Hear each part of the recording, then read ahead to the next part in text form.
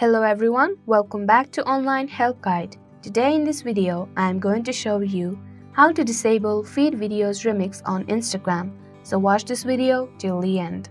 You can remix any Instagram videos that is viewable by the public.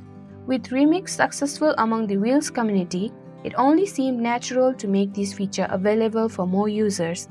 It was designed to provide creators more way to collaborate and recreate their works. Everyone may not like this feature and would not like to remix each and every video that they post. Here's how you can disable feed videos remix on Instagram. So without any further ado, let's get started. Open your Instagram app on your device. Go to your profile by clicking the bottom right icon. Tap the three-line menu symbol in the upper right corner. Tap on Settings. On Settings page, tap on Privacy. Tap on Reels and Remix.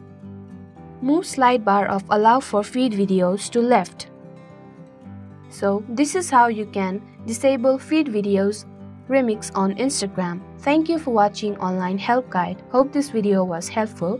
If it was, then hit the like button and comment down if you have any questions or feedbacks. Also, if you are new to our channel, subscribe and hit the bell icon on our channel so that you don't miss our upcoming videos.